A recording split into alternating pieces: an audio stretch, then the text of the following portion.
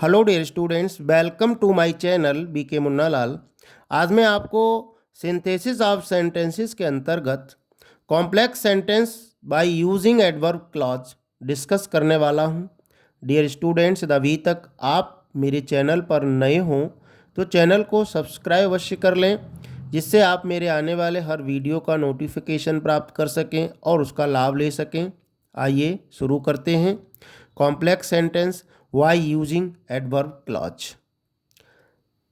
Adverb clause में 9 parts हैं, इसलिए एक वीडियो में सबको शामिल करना संभव नहीं है। अगर करेंगे तो वीडियो बहुत लंबा हो जाएगा, इसलिए हम इसके जो एडवर्ब क्लॉजेज हैं उनको अलग अलग भागों में आपके सामने प्रस्तुत करेंगे। तो सबसे पहले पार्ट 1 हम डिस्कस करेंगे, जो कि बहुत महत्वपूर्ण है।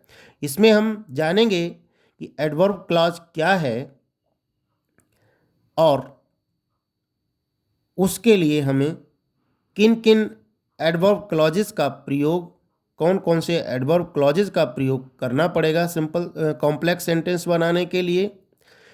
तो सबसे पहले हम यही समझ लेते हैं कि कॉम्प्लेक्स सेंटेंस क्या है।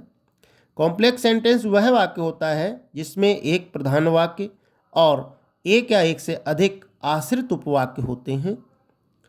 वह वाक्य जिसमें एक प्रिंसिपल क्लॉज तथा एक या एक से अधिक डिपेंडेंट क्लॉज होते हैं, वह प्रिंसिपल क्लॉज से जुड़े होते हैं, वह वाक्य कॉम्प्लेक्स सेंटेंस कहलाता है। अब हम जानेंगे एडवर्ब क्लॉज क्या होता है। An adverb clause is a subordinate और dependent clause that acts as an adverb. वह आश्रित उपवाक्य जो एडवर्ब की तरह कार्य करता है, क्रिया विशेषण की तरह कार्य करता है, एडवर्ब क्लॉज कहलाता है। It describes a verb, an adjective और एन एडवर्ब। यह किसी क्रिया विशेषण अथवा स्वयं एडवर्ब को का वर्णन करता है। An adverb clause tells when, where, how, why, to what extent और under what condition something। तो कोई भी चीज़ कब, कहाँ, कैसे, क्यों, ये सब चीज़ों के बारे में एडवर्ब क्लॉज हमको बताता है, उनका वर्णन करता है। अब हम देखेंगे uses of adverb clause. Adverb clause के प्रयोगों में adverb clause of place, time, purpose, reason, result, condition, comparison, contrast तथा मैनर, ये सभी आते हैं। इनको प्रकट करने के लिए एडवर्ब क्लॉज का प्रयोग किया जाता है। तो अब हम ये जानेंगे कि हम कॉम्प्लेक्स सेंटेंस इनका प्रयोग करके कैसे बनाएंगे। Formation of complex sentence. Subordinate clause को उनके भाव के अनुसार उचित कंजंक्शन लगाकर प्रिंसिपल क्लॉज से जोड़कर एक कॉम्प्लेक्स सेंटेंस बना देते हैं। सबऑर्डिनेट क्लॉजेस को उनके भाव के अनुसार उचित कंजंक्शन लगाकर प्रिंसिपल क्लॉज से जोड़कर एक कॉम्प्लेक्स सेंटेंस बनाते हैं। तो पार्ट 1 में हम देखेंगे adverb clause of time. Adverb of clause time को, ये जो सबऑर्डिनेटिंग कंजंक्शंस हैं, व्हेन है, व्हेनेवर है, व्हाइल है, आफ्टर है, बिफोर है, सिंस है, एज है, इन आदि कंजंक्शंस की सहायता से जोड़ करके हम कॉम्प्लेक्स सेंटेंस बनाते हैं। तो सबसे पहले हम देखेंगे एडवर्ब क्लॉज ऑफ टाइम और उनके अर्थ को, उसके बाद हम उनके प्रयोगों से वाक्यों में उनको समझेंगे। देखिए, व्हेन का अर्थ होता है जब, व्हेनेवर का अर्थ होता है जब भी, व्हाइल का अर्थ होता है जबकि, आफ्टर का अर्थ होता है बाद, बिफोर का अर्थ होता है पहले, सिंस का अर्थ होता है से, एज का अर्थ जैसे ही, टिल का अर्थ तक, अनटिल का अर्थ तक नहीं, एज लॉन्ग एज का जिस समय तक, no sooner dot dot did then, इसमें ज्यों ही या जैसे का भाव प्रकट होता है।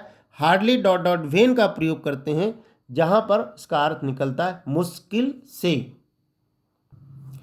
अब एग्जाम्पल से हम समझते हैं एडवर्ब क्लॉज ऑफ टाइम का प्रयोग। He came to my house, I was not at home. वह मेरे घर आया, I was not at home, मैं घर पर नहीं था। वो कब मेरे घर पर आया? उस समय आया जब मैं घर पर नहीं था। हमें वेन का प्रयोग करना पड़ेगा।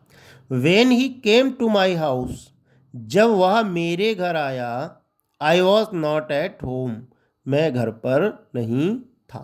नेक्स्ट एग्जाम्पल है, I reach the station, the train had departed. जब मैं स्टेशन पहुंचा, ट्रेन डिपार्ट कर चुकी थी, जा चुकी थी। अब इस सेंटेंस को हम कई प्रकार से अलग अलग कंजंक्शंस का प्रयोग करके बना सकते हैं। पहला, the train had departed before I reach the station. मेरे स्टेशन पहुंचने से पहले ट्रेन जा चुकी थी। या the train had departed when I reach the station. जब मैं स्टेशन पहुंचा तो ट्रेन जा चुकी थी। इसे हम आफ्टर का प्रयोग करके भी बना सकते हैं। आई reach the station after the train had departed. I reach the station after the train had started. Train के छूट चुकने के बाद मैं स्टेशन पहुंचा। नेक्स्ट एग्जाम्पल है, आई सा a lion, he saw a lion, he ran away. He saw a lion, he ran away. Complex बनेगा, as soon as he saw a lion he ran away. जैसे ही उसने शेर को देखा वह भाग गया। इसे हम नो सूनर डिड देन की सहायता से भी बना सकते हैं। No sooner did he see a lion then he ran away. Next example है, he has bought this house. उसने ये घर खरीद लिया है। He has not been well, तब से वह ठीक नहीं है। अब इसमें समय है जब से उसने ये घर खरीदा है, तब से वह ठीक नहीं है। He has not been well, कब से? Since he has bought this house, जब से उसने ये घर खरीदा है। नेक्स्ट एग्जाम्पल है, I will get ready, don't go till then.